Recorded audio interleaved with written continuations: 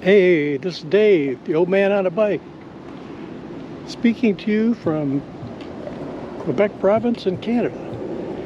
And here is the Granby Tourist Center, right on the trail. The trail that leads off to the west is right there.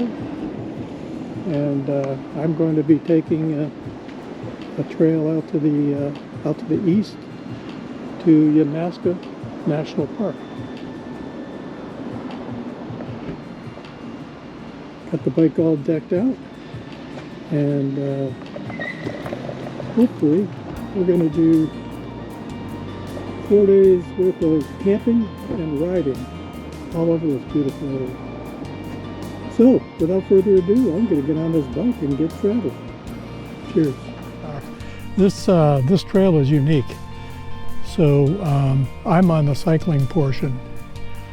These people who just walked by and the people walking down towards them are on the pedestrian portion. And all along the trail, since I left, there's artwork, there's little seating areas like that up there, little parks. So it's just gorgeous, even on this cloudy day. So it's a Saturday. Very, very overcast, and we're going to get some rain. It's going to be a short ride for me today. My goal is simply to get to the national park and get my camp set up, because tonight it's going to pour. So here we go. Down the trail. Walkers, bikers, all with a nice little lake on the other side of those trees. This is pretty stunning.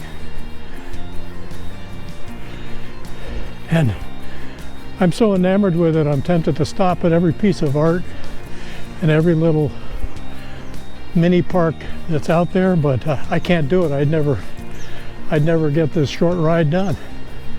So, lots of things to video here. Lots of things to think about later.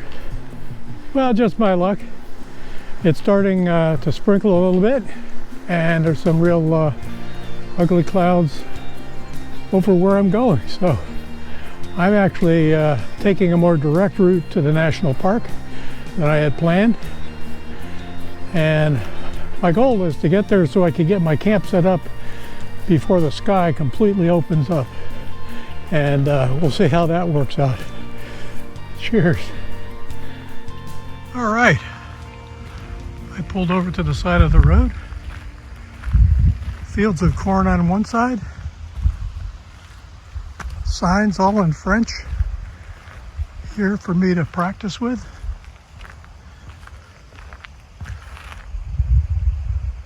It's the Heritage River.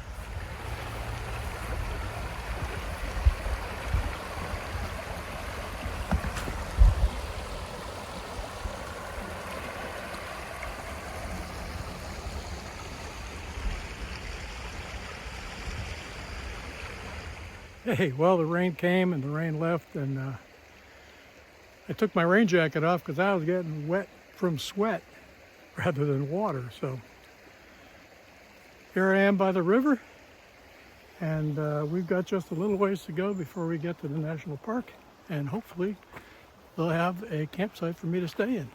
I haven't made a reservation. Technically, you're not supposed to if you're riding on a bicycle. So we'll see how that all works out. Next stop, the park.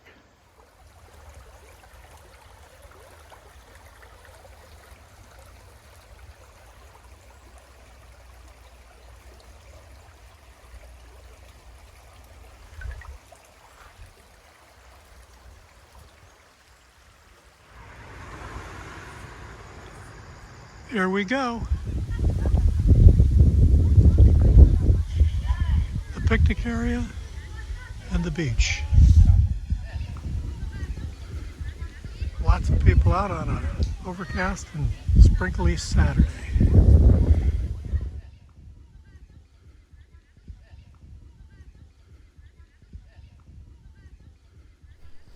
Hey everybody, how are you? It's 3 o'clock in the afternoon and I'm finally in my campsite and I'm all set up and I'm just checking out the facilities.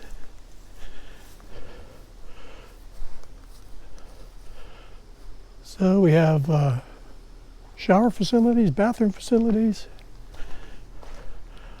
outdoor dishwashing, and it's a fairly new building too. A little bike rack.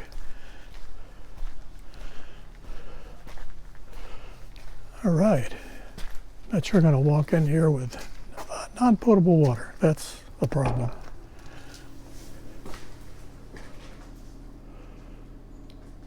Very nice. Recycling to the max.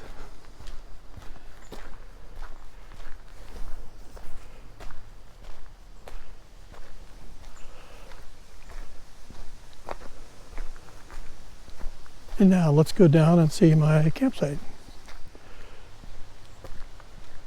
Those are tents that you see over there, large tents. They're put up and they're seasonal tents for camping. I mean, they rotate people into the tents, but they're up for the entire summer. As you can see, it's overcast. Haven't seen a speck of sun today. And there I am over in the underbrush. There are probably 6 cycling campsites. No reservation required, you just come in. And that's the problem where I misunderstood what the rules were. You can only stay for 1 night. I planned on staying for 4 nights. Okay. There's the bike all unpacked. There's the food locker to keep the animals out. I had to bring a tarp along, only because of the rain in the forecast. And there's my, it's my little tent under there. So, all set up. Looks like a little ranch house in the woods. So the major problem that we have here is whoever I talked to, they told me that cyclists don't need reservations for camping. And that's all she told me. So I showed up and I said I'd like to stay. It's Saturday today. I said I'd like to stay until Wednesday. In her broken English, she said back to me, "Oh, that is not possible." I said, "What?" She said, "You can stay for 1 night. You can leave. You can come back and stay for a second night. You can leave." And that would go on and on. The problem is I would have to pack up my tent, which takes a considerable amount of time. I'd have to carry that entire load on the rides that I had planned for the area.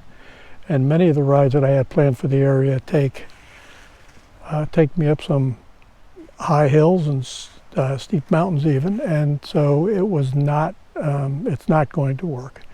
So my goal was to come to a single location in the Granby area. And that was going to be this national park. And then I was going to go ride out of the national park to various spots on pre-planned rides that that actually Velo Canada put together. So I'm going to have to rethink this entire excursion. So it's not like in my life I haven't come up against these things before, but it's just one of those things I didn't want to deal with. So tomorrow I'm probably going to ride back to Granby, go to the tourist center, and see if they can help me find a campground where I can just go in and reserve a campsite for 4 nights. So that's what I'm going to do. But in the meantime, I got good practice blowing up my air mattress and putting up my tent in the that tarp, that's the only second time I've put up a tarp. So my knot tying skills leave a lot to be desired. So anyhow, that's it. And I'm going to sign off for today and wish you bon nuit. And I'll see you in the morning, and we will pack up and get out of here and see where in Canada we can possibly stay. And it's starting to rain right now, so I really do have to get going. So have a good evening, and see you in the morning.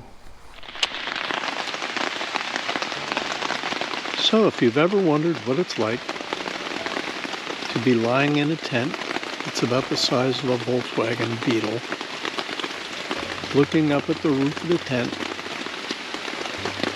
and listening to the rain fall through the forest, through the trees, onto the tarp. It's something I've never experienced before. And then you can hear the sounds of people outside the tent. Why are they outside in the rain? Why are they talking so loud? Holy cow. So, joys of camping out in the wilderness in a rainstorm. My, my, my.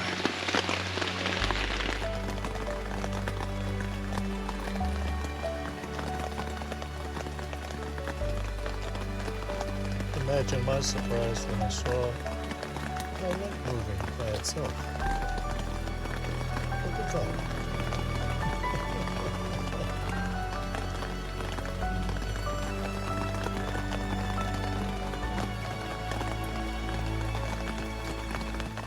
On further inspection, there's a living lump of an organism that has crawled under my tent to get dry. I'm thinking it's a toad or a tree frog of some kind. There he goes. Look at that guy. The mysteries of the night.